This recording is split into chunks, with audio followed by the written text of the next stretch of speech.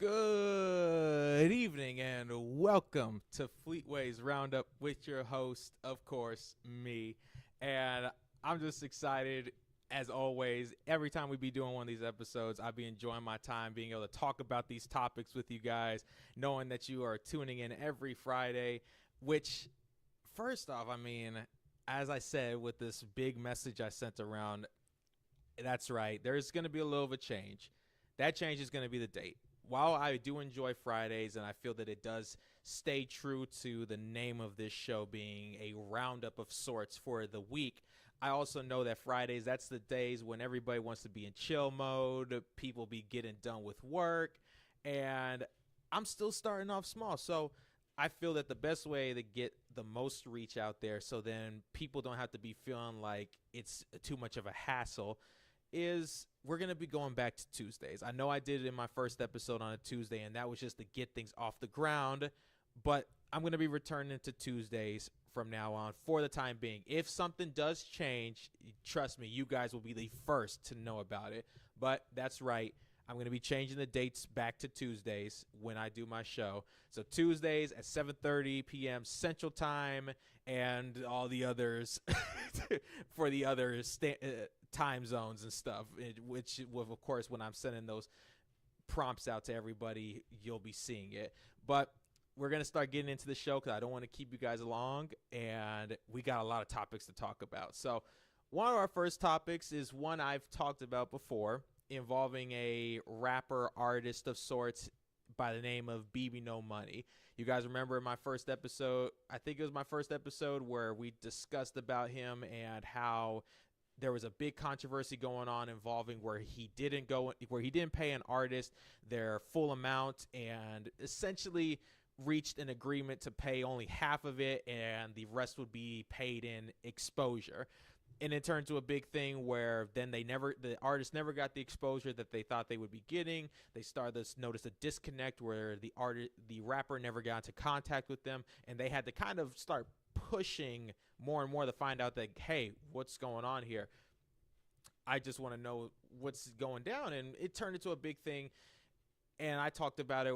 I even shared my own opinions on the artist. I feel that he's proven time and time again, he's someone that, because he wants to get that reach for his music, he wants to get into different fan bases and fandoms so he can, as you say, build more of an audience.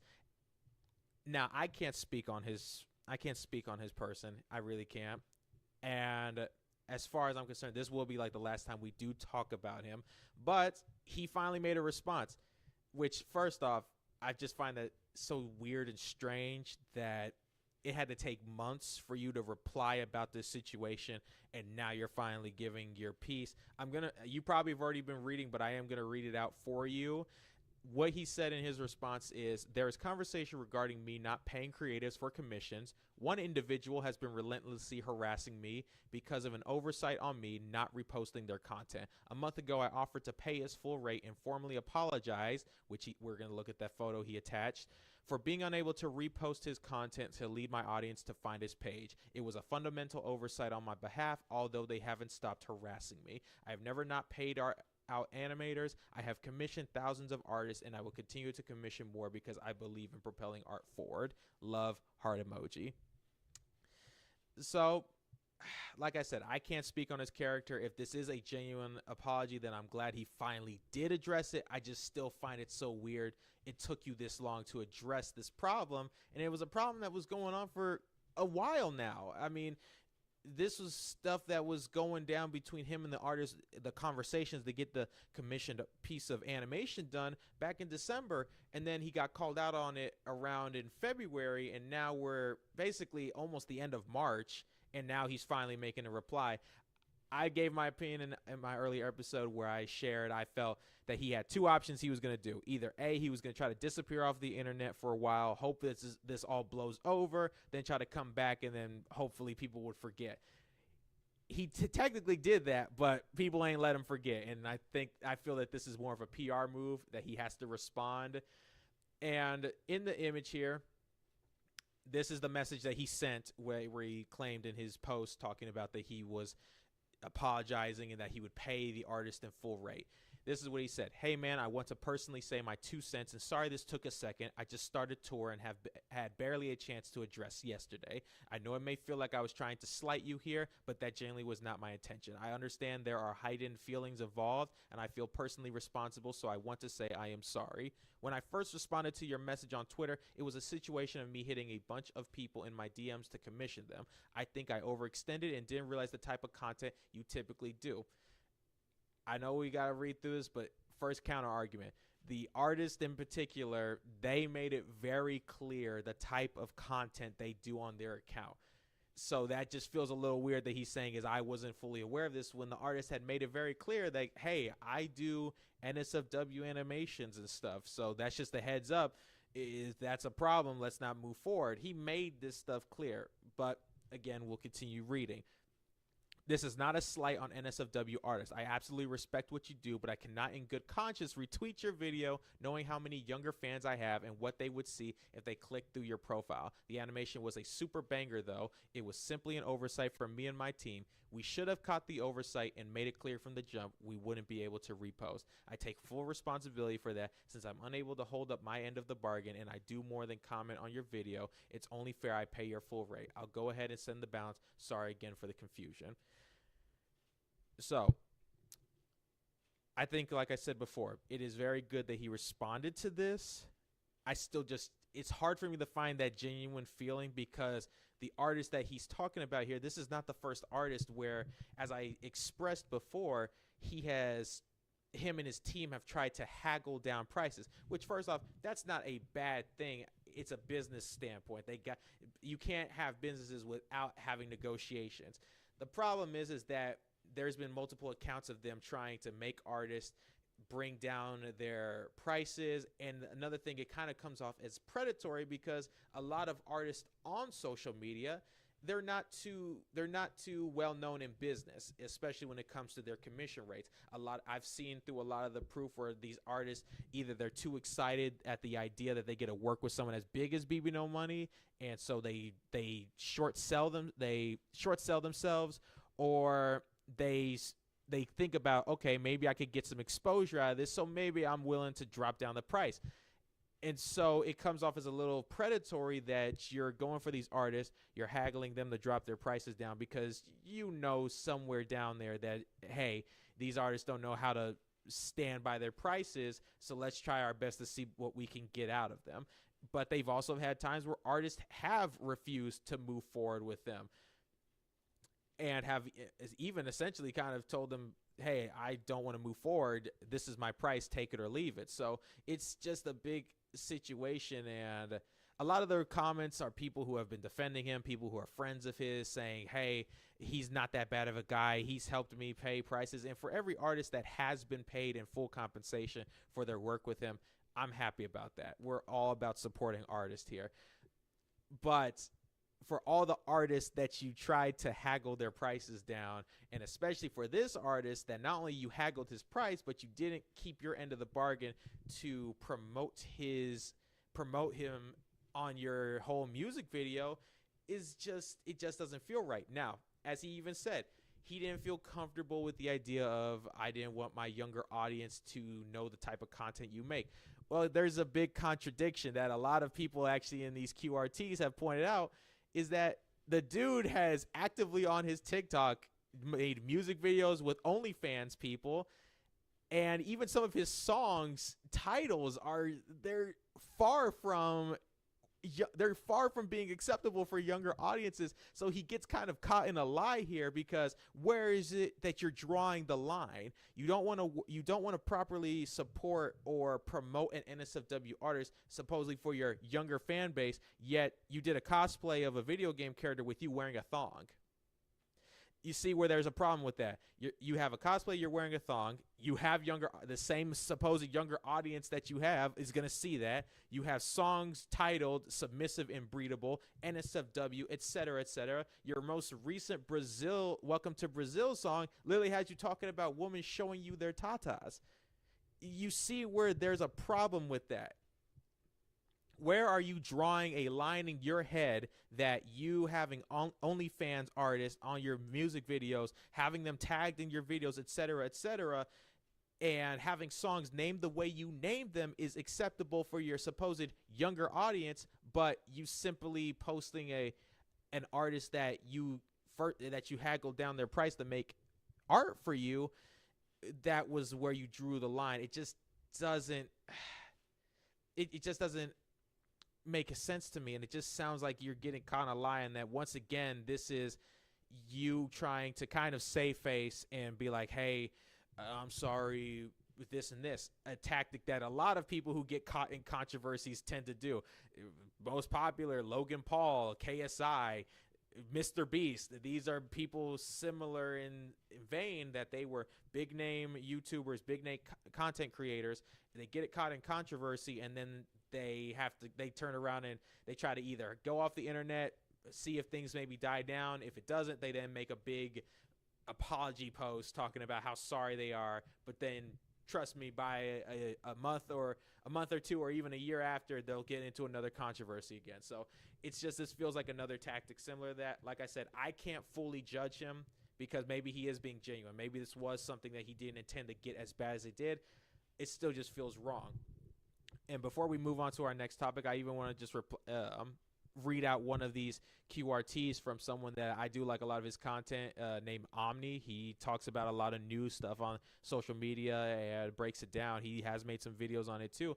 And this is what he said. I've been looking into the subject pretty deeply. I think all of this could have been avoided if your team didn't spread such a wide net. Follow 2 rules. If an artist has a pay range, pay it. Do not DM them if you can't afford them in attempts to haggle 40% to 60% cuts. Don't come in attempting to undercut their worth. Second, if an artist is new and doesn't know what to charge, be prepared to offer the market rate. Offering anything below the market rate is, in my opinion, taking advantage of newer artists. Like we said, there's some of these artists on here that don't know how to properly negotiate their price or know their own worth. So there's predatory tactics in this where you could be trying to haggle it down, and it's like, okay, at least try to be fair here. Even if they don't know their own prices, try to be like, okay, well, we've had previous artists in the past pay this amount. This is the market rate. Let's go with that. How does that sound? Simple as that. And even as Omni says, it's that simple. Yes, it means you'll have less commissions, but ensuring each artist gets paid what they're worth is how you properly support the art community. And that is why this is turning out so big. This is the guy that is talked about FAI and we support artists here, but it feels like he's doing a lot of stuff that contradict that statement. And one thing you never want to mess with is Twitter artist community. A lot of us stand up for each other. We respect each person's talent. And when we see someone who is big like BBNO Money, who has had rap songs, I remember Edamame. I actually thought that was a catchy song, and I don't hate him. I'm not going to use the word hate on anybody because that is a strong word to use. But I also can't disagree with the fact that I don't like the tactics I feel like he's been using to get into the art community, trying to be pro artist, and yet he's doing so much stuff that would prove that he doesn't really care about the artist. He just cares about jumping on a trend. So share your opinions in the chat, in the comments. What do you think about this situation? Do you feel that maybe this apology is genuine? Do you feel that maybe this is just a simple copy and paste, hey, I'm sorry, please accept it, and it doesn't feel genuine? Do you feel that he should have handled this a lot better as far as when paying the full price? Or at least if you weren't going to pay the full price, give the person their exposure since they were able to reach that agreement with you? Like I said, share it in the comments, share it in the chat. I want to hear your opinions on that. But we are going to go and move on to our next topic here. And that is, well, it was announced earlier today. And at first when I came to coming up with this show, this was something I didn't originally have planned, but this was pretty big and I felt like it needed to be talked about. And that was that ABC has canceled The Bachelorette after their lead was seen in a leaked footage physically attacking her ex-boyfriend and throwing metal chairs at him while her child was present, and reportedly the child was struck during the altercation. Before I come back, we're going to play the video here for you guys to see, and I saw it. Ooh, it's something else, I'll tell you that much. But we're going to play this video. Once it's done, then I'll come back and we'll go in and analyze this.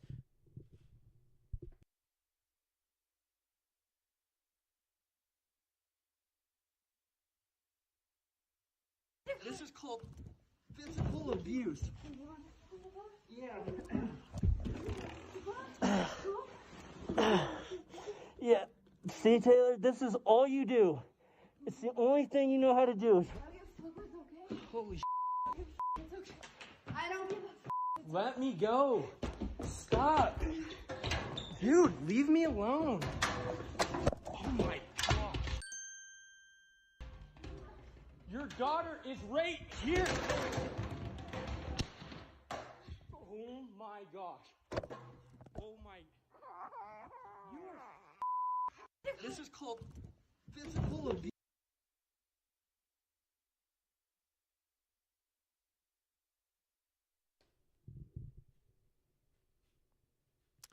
Like I said, that was when I first saw this video, it was kind of a tough video to watch because I really care for children's safety, and especially younger children. I've loved kids, and watching this video was tough, especially towards the end, because I mean, you can hear it. Her daughter's crying. Clearly, she hits that kid with a chair.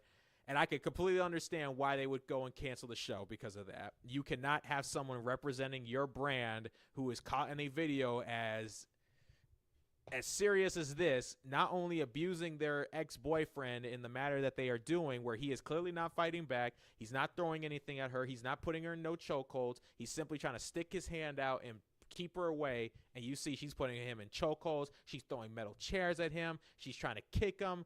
I mean, it's insane. I mean, I don't know what resulted for you to go as ballistic as you did on this guy. Now, they said ex-boyfriend, so maybe he was coming in there to take his stuff, because it looks like there was a bunch of clothes on the floor in the video, so maybe he was coming back to take his stuff and leave her, and she wasn't having it and started just going off on him, and maybe he finally made the decision, hey, I'm done with this, I don't want to deal with you anymore, and I need to yeah, exactly, this is domestic violence in action, full force. And it's just really bad. It's a bad look for her, and I seriously am praying for the safety of that little girl, her daughter, because I would take it that's not his kid, since they seem to specify that it's her daughter. So all I can say is I'm really praying for the safety of the daughter. I hope that he's safe. I hope that she gets taken into the authorities, because that's insane.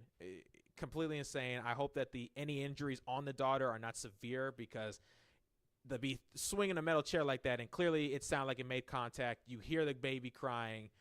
It's just a serious situation all around, and I hope that everybody who was involved, specifically the people who got attacked, that they are safe, they're sound, and that they're able to move forward as far as getting the proper help. And if this was something that she wasn't in full control of, if she's maybe intoxicated or something, hopefully she gets some help. Whether it's that she needs to get help behind bars, or that she gets help in maybe some therapy. I don't know for sure. But serious situation, and because of her actions, that resulted in the show having to get canceled, because they can't have her face be seen all around, especially after this. So definitely share your opinions on that video, because it's a tough watch in my opinion. But we're going to go move on to our next topic here, and that is we got a movie announcement. Yay! But not the movie announcement that I really would be excited for. This was for where Disney had decided to go and make a post announcing the official release date for Lilo & Stitch 2. If you don't know, we've been having kind of a trend going on with Disney where they've been doing a lot of live-action remakes of their classic animated films and trying to add a little of that live-action flair. I think when it started off, it was cute. I really liked their live-action Jungle Book movie. I thought that was pretty fun, and I thought it was a cute idea. I thought the Aladdin movie was actually a very fun time. And then I started to lose my interest when the Lion King one happened. When they did that live action Lion King, I was excited about it. It was like my most anticipated of the live action remakes.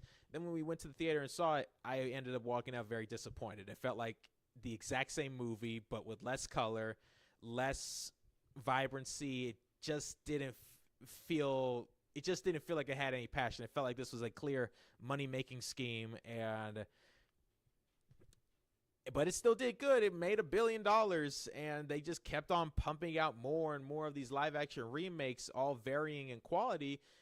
And so I just want to give you kind of a breakdown of things here. They had a live-action remake for Snow White, and that movie, it did bad. It was terrible.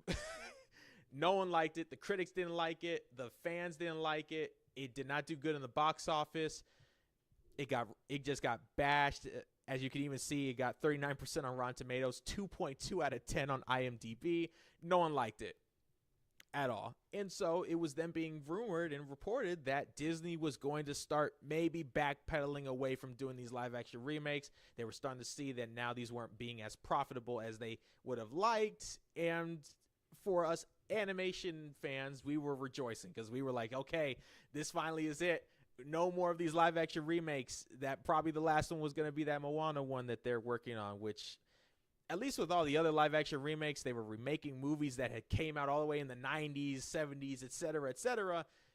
And then you announce a Moana one that's a movie that just came out all the way in 2016, which I guess now is 10 years since Moana came out. That's crazy. But still, that's still fresh in everybody's mind. So that one felt like the least, what are we doing here? And so it would sound like everything was going to backpedal, but lo and behold, Lilo and Stitch had to come out. And when that movie came out, that movie made, let's see here if I could pull up the box office for this. When it started to seem like they were going to finally stop doing these live-action remakes, and maybe we wouldn't have to see another one of these soulish cash grabs, this movie decided to go and make over $1 billion globally. And when that was announced that this movie made over $1 billion, everybody kind of just put their hand over their head and was like, okay, they're not going to stop now, because as soon as it was announced it was going to be making $1 billion, one of the other live action movies they were going to be doing was on Tangled. Some people might remember when that movie came out, or even remembered the movie itself, Tangled. It was this movie, kind of Disney's retelling of Rapunzel and the whole let down your hair story. I liked it. It was a good movie, and they were going to make a live action remake. Well, it was when the Snow White movie came out and it wasn't doing that well, a lot of people it was then being said and reported that Disney was going to step back and that they were not going to go through with this live action remake for Tangled. But because of Lilo and Stitch hitting the market did in the box office, they now are going full force. They've already been announcing castings. Mother Gothel is going to be played by, if I'm correct, Catherine O'Hare. She's going to be portraying Mother Gothel. Let me see if I can pull up a picture of her for. Or no, not Catherine O'Hara. It's. Let me see. I'm actually going to pull it up here. Tangled live action, because they did make a casting announcement, at least for who will be playing. There we go. They did at least make a casting announcement for who will be playing Mother Gothel, and that's going to be none other than Catherine Hahn.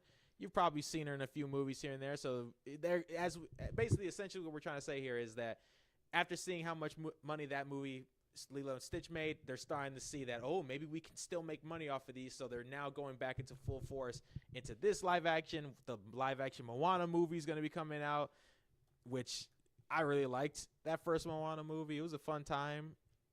But still, like I said, it's a pointless live action remake. I mean, even you look at this right here, like it just doesn't do the movie justice. And I was really hoping we'd finally be done with these live action remakes, but lo and behold, we still got 2 more, and now we got a sequel for the Lilo and Stitch movie. So, share your opinions on that. Do you want to keep seeing Disney make these live action remakes of animated Disney movies, or do you think they need to start slowing their roll and maybe back down and go back to making animated movies? Do what you guys started off as.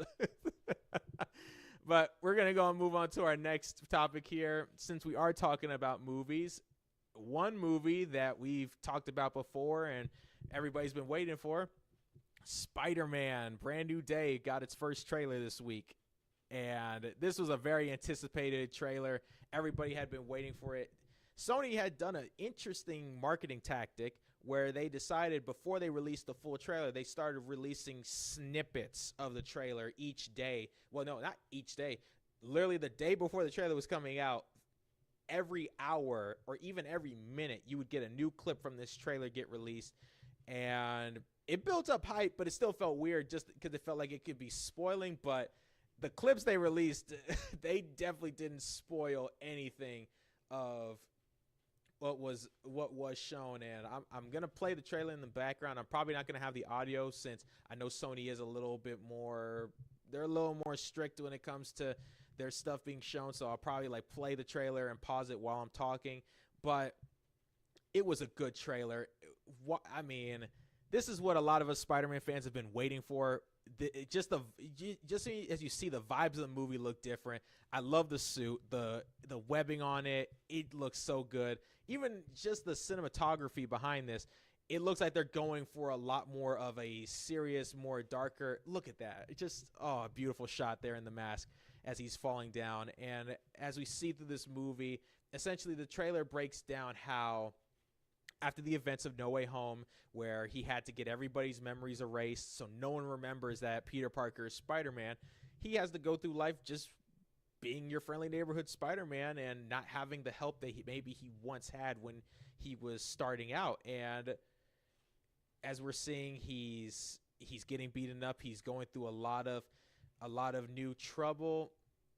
We even see my boy Frank, the Punisher from the Daredevil series. He's gonna be in this movie, and I mean, in the trailer, their interactions with each other. This I will put the volume on because I just think it's such a fun interaction between these two, and I'm excited for it. This trailer looked good. It checked off everything I want to see in a Spider-Man movie. But like I said, real quick, I'm gonna go and play this clip here of Frank and Spider-Man interacting, so then you guys could just see that and how this looks like this is gonna be a fun time.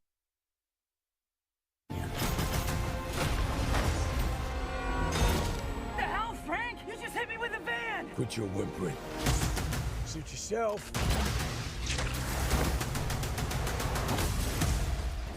Mother. Go home! And so, yeah, it's funny that I mean, when they announced that Punisher was going to be in this movie, I was shocked because he's a guy who's normally associated to more rated R, heavy violence Marvel content. So to see that he was going to be in a PG-13 Spider-Man movie, I was like, how are they going to handle this? But I think that they're so far proving that they're going to be able to handle it pretty well with him still being himself. We know that how the Punisher works. He's a guy that's not too kind to criminals. He's very on the, if I have to kill, I'm going to kill. But Spider-Man, he's like, we don't kill people around here. So I can't wait to see how that dynamic plays out. And we see throughout this movie just how he's going through his life now that his friends, his girlfriend, MJ, none of them remember him anymore. And we're going to see through this movie, how does he handle going through this? And we also see throughout the trailer that he is going to be trying to reintegrate himself into their lives again. So it's going to be fun to see how that struggle plays out for Peter and all of this. But one of the biggest things that is talked about is he's going through a little of a metamorphosis of sorts, where we see him falling to the ground, him coming out of a web cocoon. This was being reported and rumored that he was going to be losing the web shooters and he's going to be going to organic webs, which for any Marvel superhero fans out there, organic webs, we saw that back in those early 2000 Spider-Man movies where the webs were coming out of his wrist. He didn't have any gadgets, anything like that. So it's an interesting take for them to be going where now he's going to return back. He's going to go from having the tech to now he's going the organic webs. So that's going to be interesting to see how that plays out for this whole story. It does seem like they got a lot going on, even as you can see Bruce Banner is going to be in this movie. I'm interested to see how they're going to juggle all these characters and this story. One of the clips here as it's going to be going that I'm going to pause on is because you got Punisher, you got Spider-Man, you got the Hulk, Bruce Banner, and then as you're seeing in this clip right here, he breaks this tank open. He sees an elderly woman controlling it. Then she moves her head. And you're seeing it's almost like as if someone is moving around there. And, well, that comes to this character here. There's been a mysterious character linked to this movie being played by Sadie Sink. some people might know her most for her appearances in Stranger Things, the Netflix series that everybody loves to talk about. That was where she really started out, was that show.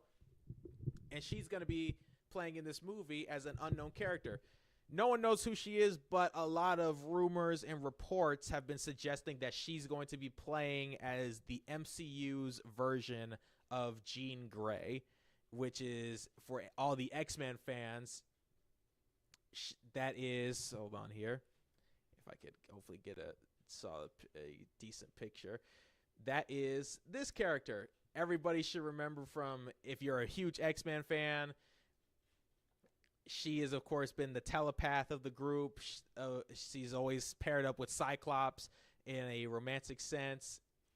Even in the original X-Men movies with Hugh Jackman, she was there. So we're going to be getting a new Jean Grey, which that feels weird too. This is a Spider-Man movie, and we got a mutant X-Man showing up. So I do wonder how they're going to balance all these characters. But like I said, that trailer was really good. I'm excited for it. It looks like it's going to be a real fun time. I can't wait to see how they go about using these characters, and especially the director behind it. He did Shang-Chi. He did the Wonder Man series. I think he's going to be able to handle this new Spider-Man movie pretty well, and I can't wait for it to come out. So you guys definitely share your opinions in the comments and chat. Are you excited for this new Spider-Man movie? Because I know I am. I definitely know I am. So we'll definitely see for sure. But we're going to go and move on to our next topic here. Since we're in movies, we're going to talk about 2 video game adaptations, which a couple days ago on the Good Morning Show, they released a new clip for the Super Mario Galaxy movie, and I'm going to play that clip in the background here. Once that's done, I'll come on and just analyze and kind of just break it down quickly, what I thought about it, and see what you guys think too. I think it's a cute clip, what they got. The first movie was good. I am excited for the second one. So like I said, we're going to play this clip, and then I'll be back.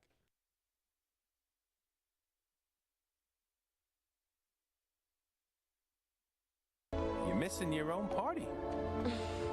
Well, the crazy thing is, today's not my real birthday. It's just the day the Toads found me. They have no idea where I came from. Guess since it's not your actual birthday, you don't want a present. Mario! All right, fine. I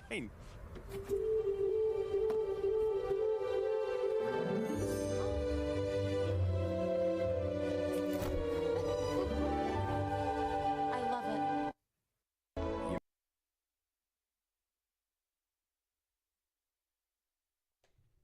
So as you see in that clip there, like I said, this clip was shown on the Good Morning Show because they had Anya Taylor-Joy, the voice actress for Peach in this movie. She was on the show, and they had a clip to show everybody. So it was this.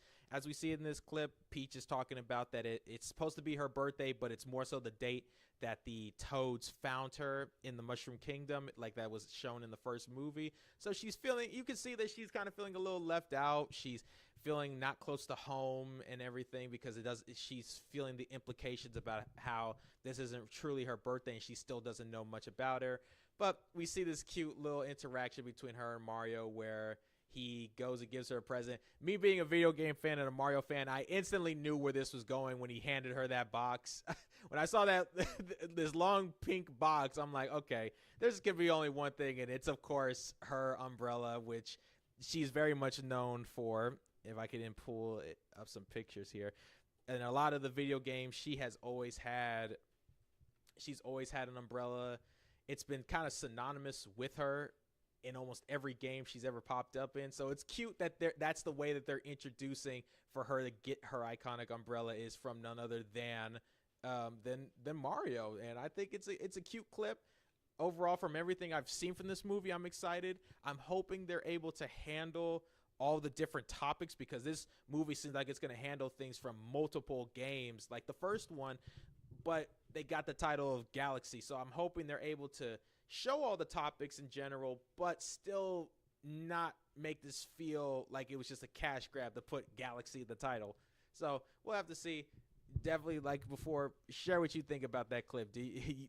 Does this look like an interesting movie you'd be interested in seeing in theaters. I know I don't have to really worry too much. The first movie did really well and made $1 billion, so I definitely think a Galaxy movie based off of one of the most popular Super Mario games out there, that I could definitely see making $1 billion again. Who knows, maybe even $2 billion, and it'll be exciting to see where they go from here. But like I said, just a small little clip.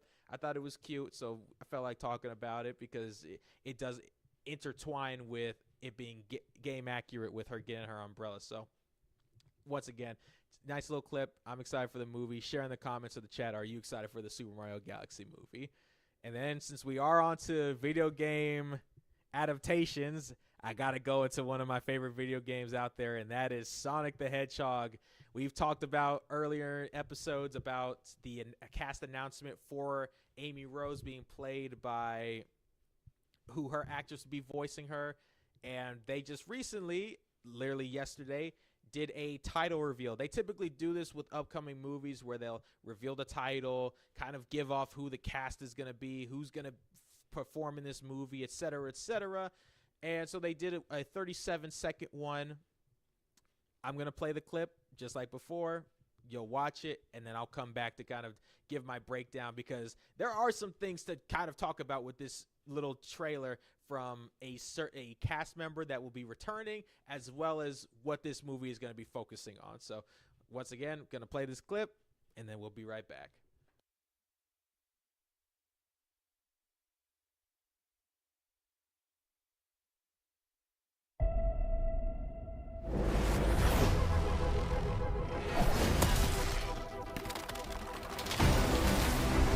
You think your world is safe, but your time is about to run out.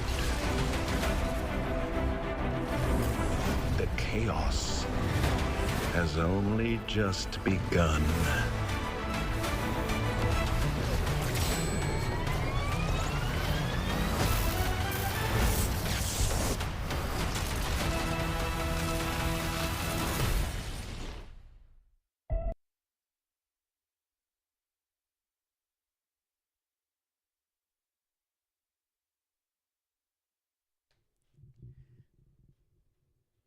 What can I say? I'm excited about this. I've been a Sonic fan for I've been a Sonic fan for years. I remember one of my first experiences with Sonic being on my little Game Boy when I was a kid, Sonic Advance 2, playing through that, and I've just been a fan of the series and the franchise for years on end. I've been enjoying these movies. Of course, I'm now in a little of a pickle because I want to see this movie because it's Sonic, but on the other hand, the people behind the movie, Paramount, their connections to Trump and them buying Warner Brothers and all the implications that can be with that is making it a little hard for me, but I can't deny that I'm still excited. It's just like, am I going to see this movie, or am I going to have to wait for it to come out on some streaming platform? But still, even though I might wait for it to come out on a streaming platform, doesn't mean I can't talk about it and still be excited for it. And as we saw through this trailer, like I said, this little title reveal had a big implication because there were a lot of rumors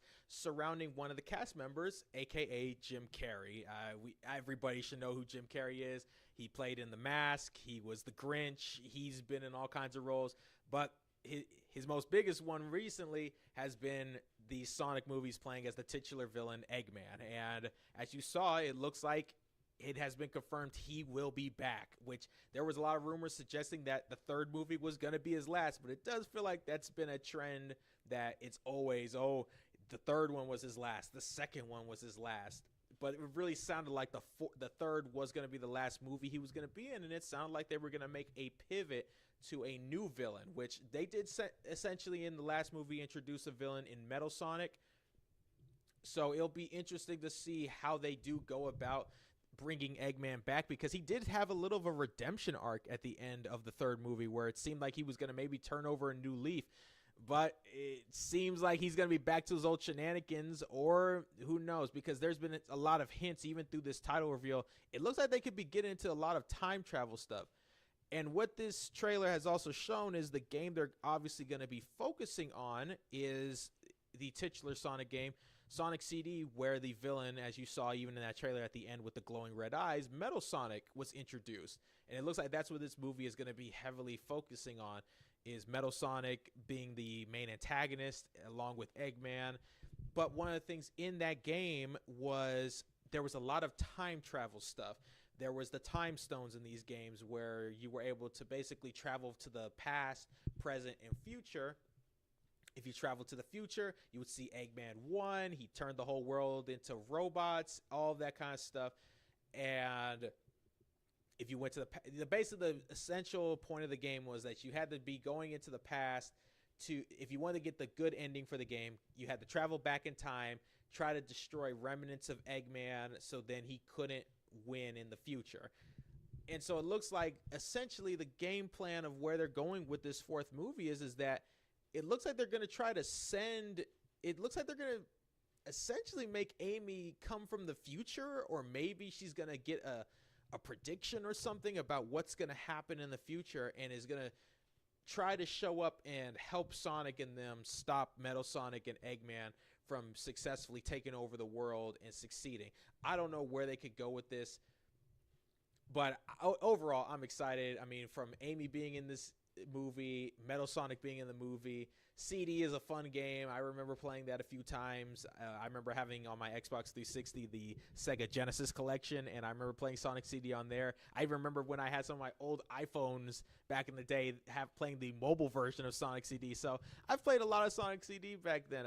I can't say that I got the 100% ending, but still I played a lot of it, and it was a part of my childhood. So it is exciting to see that. And as you saw from that title reveal, Jim Carrey's back. We definitely seem to have our plot down on where they're going with this movie.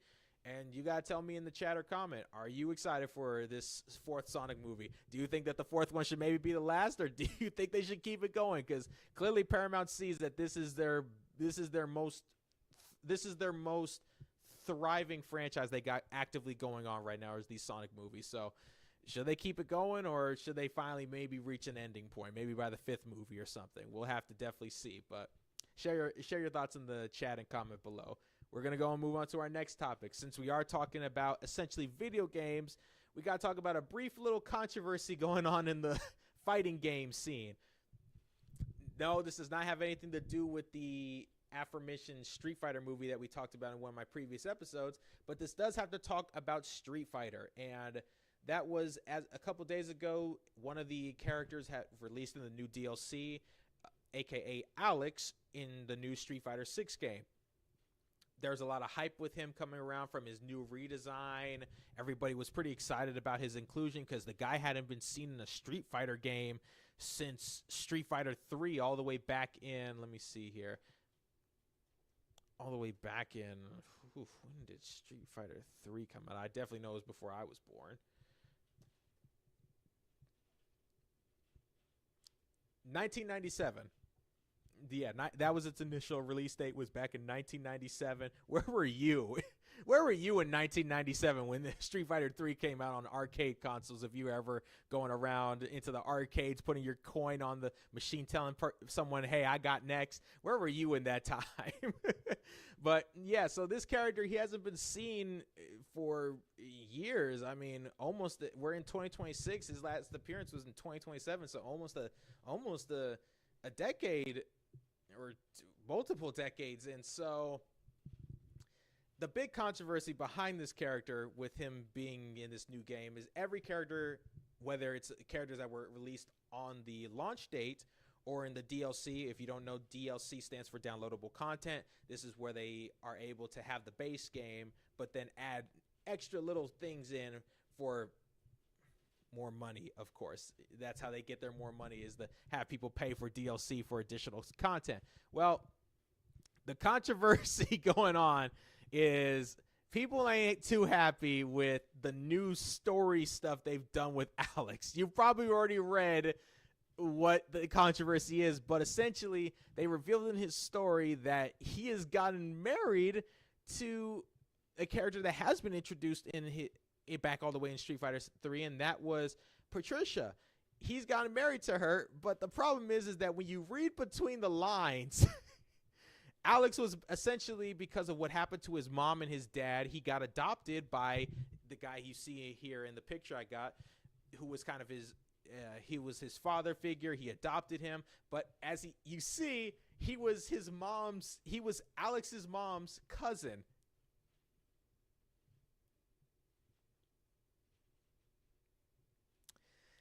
As you could just read that, he married the daughter of his father figure. So if we don't even include the cousin stuff, that's already a little weird, that you're getting married to the girl that you basically has been your like adopted sister that you've been around for all your life. That's who you got married to. And then you add in the fact that her dad is your mom's cousin, making you second cousins. So when you start to read in between the lines, you start to see where people were not a fan of this story change for the character. Now, we don't know who thought they were cooking, but they weren't cooking. And this feels like a total character assassination on Alex, a guy that has already kind of dealt with bad storytelling. Even when he was first introduced, he was the most bare bones character ever. So a game like Street Fighter 6, people were hoping, okay, maybe you could give him more development, make him a better character, because there are a lot of fans for Alex out there. Trust me, on social media, people are not happy that this is the route they decided to go with, is that this dude is in a relationship with his second cousin. And I don't like it either. I don't know who seriously, because you basically are telling me you sat down with a group of people, you sat down, you discussed it, and you said, yeah, let's make this guy get married to his second cousin. That's going to sit well with everybody. It didn't sit well, and people ain't happy about it. If you don't know what a character assassination is, that's where you take a character and it feels like the people officially behind that character are introducing new personality traits, new stories, etc., to basically kill off any excitement or hype for this character. And if that was their intention, was to assassinate Alex's character, it's working, because people are like now associating Alex to being basically a cousin, whatever you want to call it. I ain't gonna say it. I'm trying to keep this PG, but it just doesn't look good. And even the artwork shown in the game, that's Alex. And a lot of people were thinking, okay, maybe this is. Everybody was like, oh, maybe this is their kids, but then. Or maybe this is him being at her wedding and he's being a supportive brother figure. No, that's Alex as a kid. That's Patricia as a baby. And you can see the timeline of sorts. So I don't know who at Capcom, maybe, and some people are saying maybe this is a translation error. Maybe this wasn't what they intended and they meant something completely different, but the artwork speaks for itself. And again, I don't know who at Capcom sat there and thought, yeah, we're gonna have this guy get married to his second cousin. That'll make everybody love him now. No. You didn't think this through.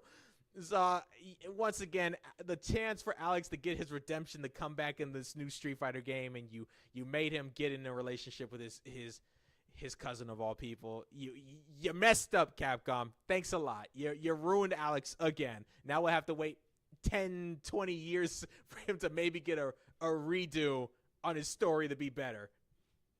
We'll have to see. But you'll have to share your opinions in the comments and chat below. What do you think about Capcom's decision to make this character get in a relationship with his second cousin? Because I don't know what they were thinking. Capcom, y'all need to fire whoever was the writer behind the story and never let anybody ever convince you that this was a smart decision. Alex fans can't catch a break. Y'all can't catch a break. First you had a bare bones character, and now you got a character that messes around with their cousin. So there we go. But we're going to go and move on to our final 3 topics of the night before we end the show. And that is, we're going to talk about some football. That's right. I know there's probably some people who tuned in and are like, when is he going to talk about the football? He's talking about these movies and video games. Trust me, I'm getting to the football. And, well, we're about to hit the football, as we're going to talk about 3 quarterbacks that have now found new teams in this offseason. And I just want to kind of quickly, not too quickly, but I just want to quickly break down each of them and essentially give my opinion on which of them I feel have the best outlook moving forward, considering who their new head coaches are, the weapons they have around them, and basically tell you which do I feel was given the best opportunity to succeed and get the Sam Darnold treatment of a redemption, as we've discussed before, and which of those quarterbacks I feel they got a chance to not look so good. So we're going to get to that next topic here.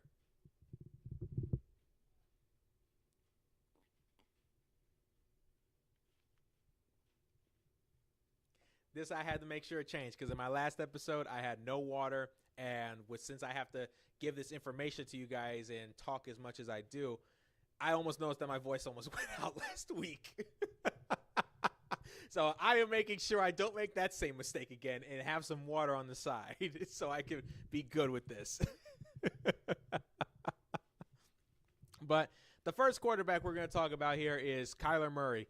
He was once first picked by the Arizona Cardinals in the draft way back when. He was looking like the franchise guy. He was having moments of taking the Cardinals deep into the playoffs, giving them high winning records, looking like a solid pick for the Arizona Cardinals for the future. And it fell apart. If you watched football, you would have saw that last season was definitely the signs that the Cardinals were going to have to pivot to a new direction. And that it definitely was apparent where the Cardinals decided to bench Kyler Murray for Jacoby Brissett. And everybody could see the writing on the wall. They were clearly not impressed with him anymore. And, well, everybody kind of wondered, where's Kyler Murray going to end up now? Now that he's not an Arizona Cardinal anymore, where does this guy go from here? And, well, we found out where he's going to end up, and that is the Minnesota Vikings. The Vikings decided after he was released by the Cardinals, the Vikings are now picking him up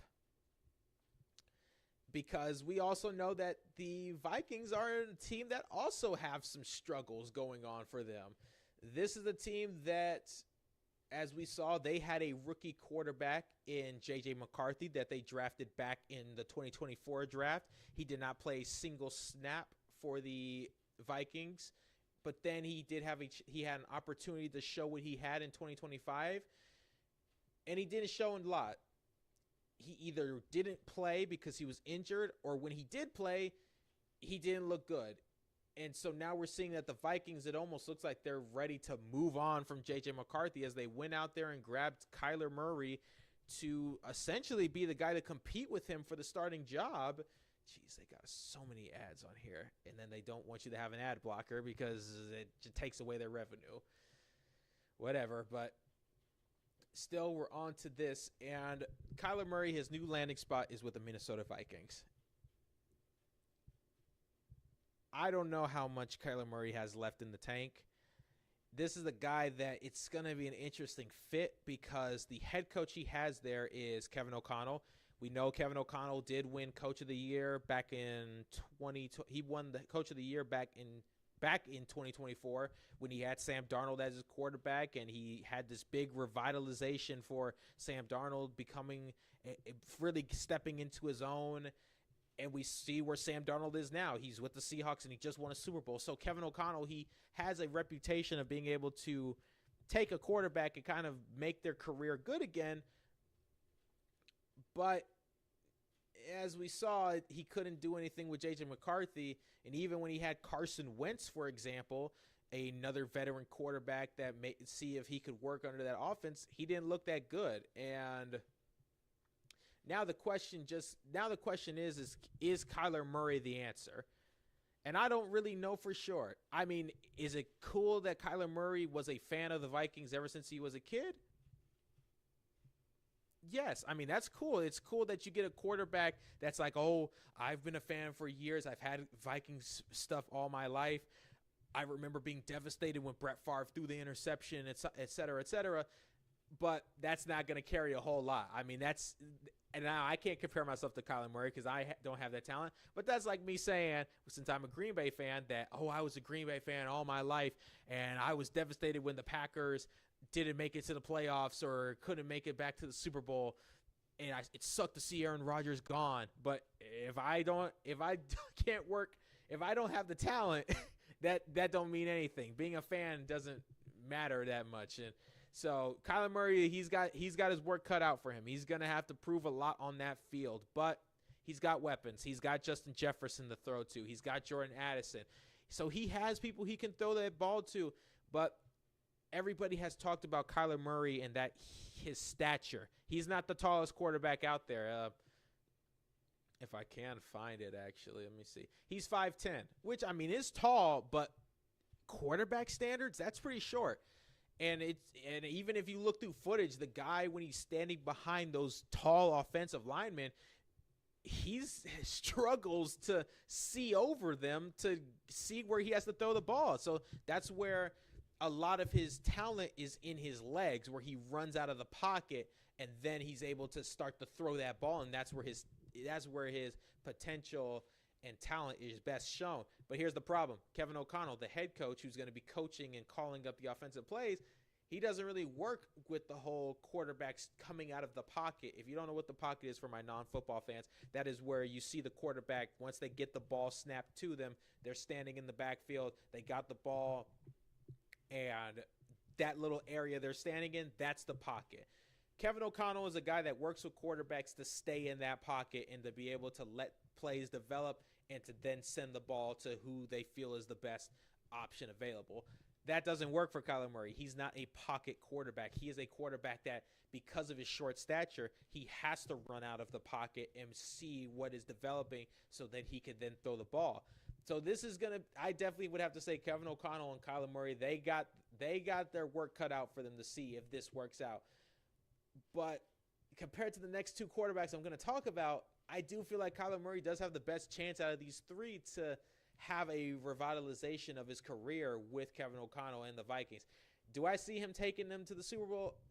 No, I think there's way too many other good teams in their own division and in the NFC that's going to make it way too tough for them. But it'll be a fun experiment. I don't know how far this goes. We'll have to see for sure. But share your comments in your opinions. Do you think that Kyler Murray being with Minnesota and Kevin O'Connell is a good fit, or do you think this is going to blow up in their face and Kevin O'Connell could end up being on the hot seat as a possible firing in the next 1 or 2 years because of this decision? We'll have to see, but that's the first quarterback we're going to talk about. The next quarterback is Tua. I'm not going to say his name because I can't pronounce his last name for the life of me, but Tua. We already know where he ended up. The Falcons decided to pick him up, and we know the Dolphins, they had to release Tua because they could not find a suitable team to trade for him.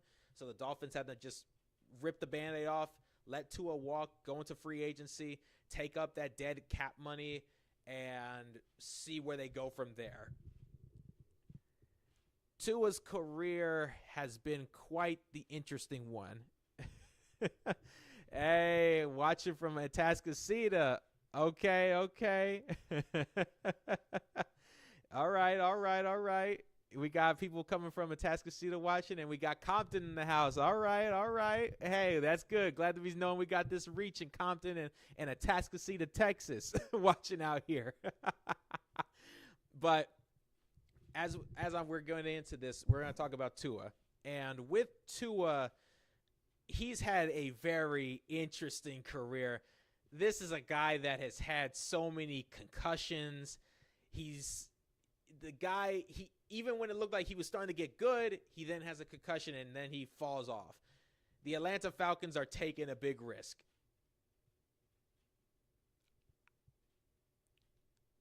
I don't know where the thought process was, because you went from a quarterback like Michael Penix Jr., which I like him. I like how he plays. It just sucks that he is a very injury-prone quarterback. Even in college, he was injury-prone, constantly dealing with knee injuries. We know that last season, if you were watching the Falcons, sadly, the knee injuries came back and he suffered an ACL tear, and that had him out of the season. had him out the rest of the season. So now the Falcons are trying to pivot, and they went with Tua of all quarterbacks. And I don't know how this is going to work out. If I had to put rankings, I think Kyler Murray has the best chance to thrive in the Minnesota offense. Tua, that's going to be an interesting one because Tua himself is an injury-prone quarterback who I think because of all of his injuries, he's a little more scared to do what he does best, and that's run. And I can't blame him. The dude has had, I think, at least 4 concussions in his career. So another concussion, and the dude is out. He's down for the count, and he may have to retire sooner rather than later. So this is a risk for the Falcons because you're going from a quarterback that just suffered an ACL injury, and you're going to have him compete with a quarterback that has suffered at least 4 concussions in his lifetime. So you're going from one injury-prone quarterback to another injury-prone quarterback that's a little older. And then I don't have a lot of faith in the head coach, Kevin O'Connell. That is who their head coach is. And if you don't know where he's from, he came from the Cleveland Browns. No, not Kevin O'Connell. My bad. Since I'm still thinking of the Vikings. We're talking about Kevin Stefanski, actually. That is the new head coach he's the new head coach for the Atlanta Falcons. And I know everybody loves to talk about Kevin Stefanski. Oh, Kevin Stefanski, he won Coach of the Year 2 times. He developed Baker Mayfield, and then we're able to break the drought for the Cleveland Browns and make it to the playoffs. And he did that with Joe Flacco. I'm not sold on Kevin Stefanski. I genuinely feel that where he succeeded as a head coach was not really because of him as a coach. I feel like it was more of the quarterbacks that helped him. First off, you had Baker Mayfield, who's now currently the quarterback for the Tampa Bay Buccaneers, and he made his statement very clear on how he feels about Kevin Stefanski being the head coach of the Falcons. He has bad blood. He says he can't wait to beat Kevin Stefanski 2 times a year in their division. So he's definitely hurt by Stefanski and all the bad blood when they were in Cleveland.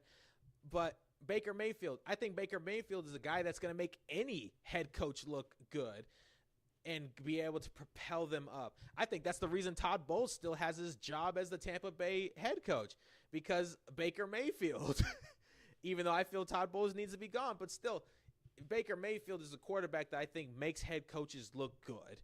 And Stefanski, I just feel, hasn't shown that he's that good of a head coach. Joe Flacco, yes, he's old, but that time when they went to the playoffs and played the Texans and got eliminated in the first round, I felt that was just because Joe Flacco came in there and he had that veteran experience and knew how to work with the Kevin Stefanski offense to propel them as far as they went and even win comeback player of the year. But then when you remove Joe Flacco, you remove Baker Mayfield, all the other quarterbacks that Stefanski has worked with, whether it was Jameis Winston, Deshaun Watson, Tyler Huntley, Joe Flacco coming back, Dylan Gabriel, Shador Sanders, why was it that he couldn't, supposedly this guy who's the big QB whisperer, he couldn't get that same success with all these other quarterbacks he's had since 2023 and even since Baker Mayfield? Why couldn't he find that success again?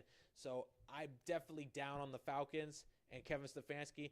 This is where it's like, Stefanski, you better prove yourself, man, because I don't have that much faith in you as a head coach. And then you're getting a guy like Tua, who is also a very wishy-washy quarterback that, while I do think he still has some of that talent, I just don't know if him and Stefanski is going to be able to fix the Falcons. But I will say this, compared to the Vikings, at least the Falcons have Drake London, they got Darnell Mooney, they got Bijan Robinson, and they got Kyle Pitts. They got a very dangerous offense to work with. So maybe Tua is the best quarterback in his best situation as far as the weapons around him for him to hand the ball off to or throw the ball to. I just don't know where Stefanski is going to be able to go with Tua. You'll have to share your opinions. Do you think Tua, do you think maybe Tua has the better situation compared to Kyler Murray? Do you think Kyler Murray is so far with the better situation in Minnesota, or do you think that Tua has the best situation over in Atlanta? But we got to get to the third quarterback, and this is the guy I think, as much as I love this quarterback because he was our backup quarterback last season for the last 2 seasons with my Green Bay Packers, I just think he has the worst situation, especially considering recent events. And that is my boy Malik Willis. Man, what did they do to you, Malik? Oh, I was excited with the idea of him going to Miami. I thought it was a no-brainer considering that Miami was going to be getting my Green Bay Packers defensive coordinator, Jeff Hafley, as their new head coach, and they had our former GM, John Eric Sullivan, being their GM. So you got two people from the Green Bay Packers organization coming in together to Miami to try to steer the ship around. You got the backup quarterback from Green Bay. Everything was sounding good. But then the Dolphins went on a sail. They got rid of Bradley Chubb, a defensive player. They got rid of Minkah Fitzpatrick. They got rid of Tyreek Hill. They sent Tua away. And then recently they just traded Jalen Waddle to the Denver Broncos. And when I heard that news, all I could do was just put my hand over my head because all I could say is I understand that you guys want to get rid of all this cap space that you built because of releasing Tua, because I did explain that in my last episode that after the Dolphins had to release Tua, they had to take on all that cap space. They paid him in a contract. The dead cap space they had was essentially $99.2 million. So I understand that the Dolphins were reacting to that because they had to essentially get rid of all this dead cap money by releasing all these players. So I understand it, but how can you rebuild a team with a new quarterback like Malik Willis and you get rid of his star receiver for him to throw to? I mean, I don't know where the Dolphins are going with this. I feel like they're being very reactionary. They're taking what just happened with releasing Tua, and they're not properly thinking of how to manage their money. Now, just releasing Tua is not what sent them down this path of dysfunction. That starts with their previous GM, Chris Greer. That dude did not know how to manage money. He was giving contracts left and right, not knowing which players to give contracts to. That's why they're in a situation like they are, because people like Tyreek Hill, Minkah Fitzpatrick, Bradley Chubb, all of these guys got all these massive extensions and contracts, and not a single one of them is back on the team. The Dolphins, out of the three quarterbacks and teams, have the worst situation because not only do they have barely any money to work with trades and getting new players, their quarterback that they just spent money on to be the face of the franchise that you thought maybe they were going to rebuild around, now he doesn't have their star receiver. All he really has is Devon Achane, which I'm surprised they didn't let him go. Devon Achane, their star running back, I thought they would have let him walk, because why just release Jalen Waddle if you might as well just go and release Devon Achane and let a team give you some draft picks for him, since he's still a really good running back. And essentially where I'm going with this is the game plan seemed clear at first. Release Tua, release Bradley, release all these players, sure. But then why did you pay that money for a new quarterback when you could have just tanked? If your game plan was to tank, and for my non-football fans, tanking is when a team essentially purposely loses games, so by the next year's draft, they can have a good draft pick to then start the process of rebuilding. If your game plan was to tank, then why are you tanking with a quarterback like Malik Willis, who showed talent with the Green Bay Packers and shows that he can be a starting quarterback? Why did you pay that money to tank with him when you got another quarterback you just drafted last year, Texas Longhorns Quinn Ewers? Why not just tank with him? Not only would you have saved money, you would have saved money by not paying for Malik Willis,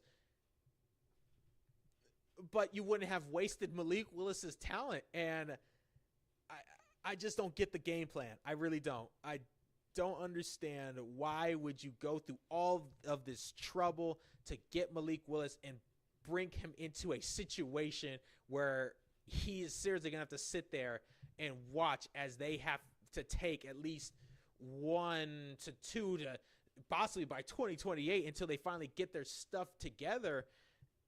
And it's just like now this seems like the Dolphins are going into this game plan of Malik Willis is just going to be the bridge. We don't see him as the face of this franchise. We see him as the guy that's going to be the dude who has to kind of suck until we can maybe get Arch Manning next year, which if you don't know for the non-football fans, Arch Manning was supposed to be in this draft, but he did announce he wasn't going to come in.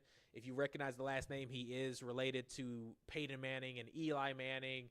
So it seems like now the Dolphins are trying to go into a race for who can get Arch Manning in next year's draft. That's if even Arch Manning looks good this season with the Longhorns. I know I'll be paying attention to the Longhorns since Texas bound, see where they do with this.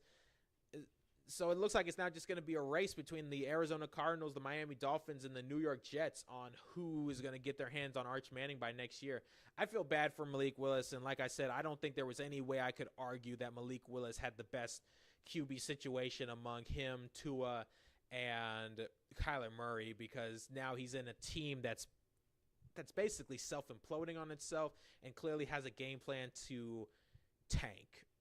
So that's my ranking. I got Kyler Murray as having, in my opinion, the best positioning, the best team, the best coach, the best weapons to possibly have a revitalization of his career.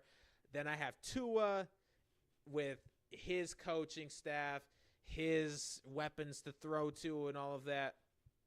And then I have poor Malik Willis at the bottom because I don't know how he's going to be able to perform well with having zero weapons to throw the ball to and really a team and head coach that don't really seem like they have a game plan of win now. They're in a game plan of we got to suck until we make it. So share your comments, share your opinions. Do you agree with my rankings on where I put these quarterbacks on who have the best to succeed on what I've said? Or do you think Tua has the best situation? Maybe some of you might actually have reasons to believe that Malik Willis could still succeed with what's going on in the Dolphins. You got to share your opinions in the comments and chat below. I really would like to hear that and definitely get to it later, even after this episode is done, to see where you guys think from the information I've shared with you. But that's going to end our episode for tonight. Once again, I'm glad for everybody that has tuned in, for the first people coming from Atascocita, Texas watching, from the people coming from Compton watching, wherever you're watching, I'm glad that you tuned in and that you chose to listen to me. Like I said, there is going to be a date change. We're no longer going to be doing Fridays for the time being. Since I am starting out, I want to start making things fair for everybody watching, because I know the weekends everybody wants to chill, and you might not be able to tune into this because you might be going out partying, karaoke, eating some pizza, doing other stuff. So I want to be fair to you. And so Tuesdays will be the official new dates for Fl33tway's Roundup moving forward until further notice. I hope that works out for everybody else. I think these days will work out for me too. And I hope that you guys continue to enjoy this content. And I'm hoping that I'm bringing this information to you the best way as I possibly can. Well, that's all we got for tonight. I hope that everybody takes care. Once again, this is Fl33tway, and stay good, y'all.